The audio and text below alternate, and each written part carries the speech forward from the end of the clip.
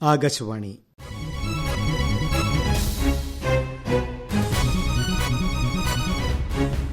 ജില്ലാ വൃത്താന്തം. ഇന്ന് കൊല്ലം ജില്ല.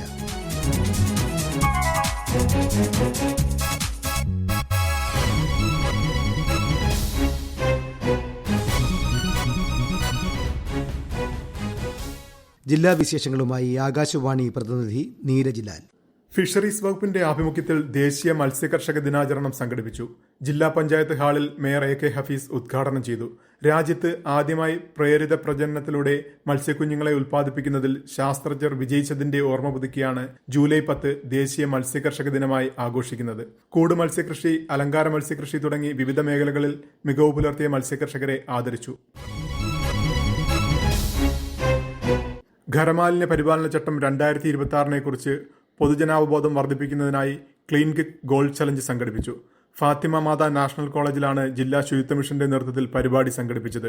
ഫുട്ബോൾ ആവേശത്തെ മാലിന്യ സംസ്കരണ സന്ദേശവുമായി സംയോജിപ്പിച്ച് അവതരിപ്പിച്ച പരിപാടിയിലൂടെ ഖരമാലിന്യ പരിപാലന ചട്ടത്തിന്റെ പ്രാധാന്യം വിശദീകരിക്കുകയും വിദ്യാഭ്യാസ സ്ഥാപനങ്ങൾക്കുള്ള ഉത്തരവാദിത്തത്തെക്കുറിച്ച് ബോധവത്കരണം നടത്തുകയും ചെയ്തു. മത്സ്യത്തൊഴിലാളികൾക്കായി ദുരന്ത നിവാരണ പരിശീലനം സംഘടിപ്പിച്ചു. ജലാശയ അപകടങ്ങളിലെ രക്ഷാപ്രവർത്തനം, പ്രഥമ ശുശ്രൂഷ, CPR, ബ്ലീഡിംഗ് കൺട്രോൾ എന്നിവയെക്കുറിച്ച് ക്ലാസ് എടുത്തു. വിവിധ ദുരന്തങ്ങൾ നേരിടേണ്ട രീതികൾ, മുന്നറിയിപ്പുകൾ ലഭിക്കാൻ സഹായിക്കുന്ന മൊബൈൽ ആപ്ലിക്കേഷനുകൾ എന്നിവ പരിചയപ്പെടുത്തി. ജില്ലാ ദുരന്ത നിവാരണ അതോറിറ്റി, ഫിഷറീസ് വകുപ്പ്, NDRF എന്നിവ സംയുക്തമായാണ് പരിശീലന പരിപാടി സംഘടിപ്പിച്ചത്.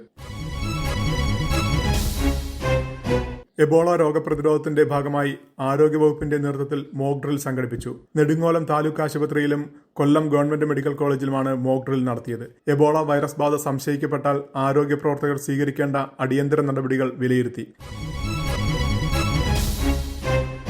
സെൻസസിന്റെ ഭാഗമായ വിവരശേഖരണം ജില്ലയിൽ പകുതിയോളം പൂർത്തിയായി.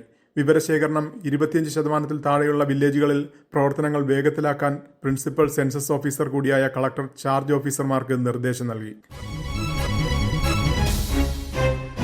KSRTCയുടെ പ്രിയദർശിനി പദ്ധതിയിൽ ജില്ലയിൽ ഒരു മാസം 62,11,782 സൗജന്യ യാത്രകൾ നടന്നു. ഇതിലൂടെ വനിതകൾക്ക് 11.5 കോടിയോളം രൂപ ലാഭിക്കാനായി. കൊട്ടാരക്കര ഡിപ്പോയിലെ ബസ്സുകളിലാണ് ഏറ്റവും കൂടുതൽ സൗജന്യ യാത്ര നടന്നത്.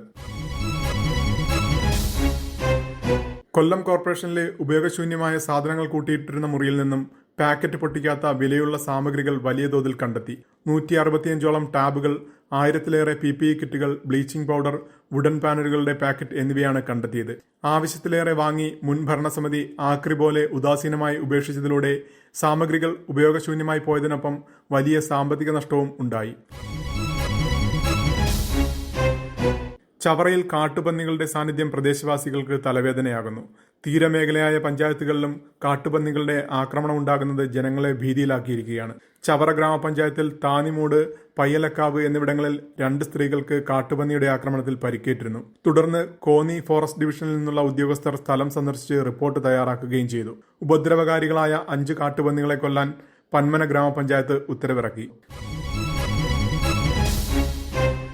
കൊല്ലം ബീച്ചിന്റെ തീരം വലിയ തോതിൽ കടലെടുത്ത് പോകുന്ന പ്രതിഭാസം തുടരുന്നു. കഴിഞ്ഞ ഏതാനും വർഷങ്ങളായി തീരത്തെ മണൽപ്പരപ്പ് മീറ്ററുകളോളം ഇങ്ങനെ നഷ്ടമായി. തീരം കടലെടുക്കുന്നത് ബീച്ചിന്റെ സൗന്ദര്യവും സൗകര്യവും നഷ്ടമാക്കുന്നതിനൊപ്പം അപകട സാധ്യതയും സൃഷ്ടിക്കുന്നു. 7 അടിയോളം താഴ്ചയിൽ ഫലഭാഗത്തും കര കടലെടുത്ത് പോയി. ഈ ഭാഗങ്ങളിൽ ബീച്ചിന്റെ ആഴം വർദ്ധിച്ചത് ഉല്ലസിക്കാനെത്തുന്നവരെ അപകടത്തിലാക്കുന്ന സ്ഥിതിയാണ്. പെരുമൺ തീവണ്ടി ദുരന്തത്തിന്റെ 38ാം വാർഷിക ദിനത്തിൽ വിവിധ അനുസ്മരണ പരിപാടികളും സമൂഹ പ്രാർത്ഥനയും നടന്നു. NK പ്രേമചന്ദ്രൻ MP മരിച്ചവരുടെ ബന്ധുക്കളും ഒത്തുചേർന്ന് സ്മൃതി മണ്ഡപത്തിൽ പുഷ്പങ്ങൾ അർപ്പിച്ച് പ്രാർത്ഥിച്ചു. 1988 ജൂലൈ 8 പെരുമൺ ദുരന്തം. 105 പേർക്കാണ് അഷ്ടമുടിക്കായലിന്റെ ആഴങ്ങളിൽ ജീവൻ നഷ്ടമായത്.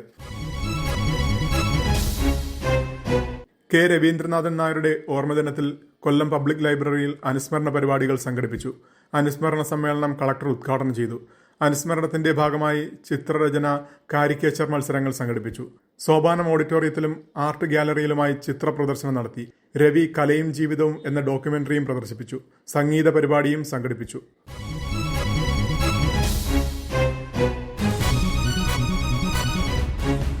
ജില്ലാ വൃത്താന്തം സമാപിച്ചു.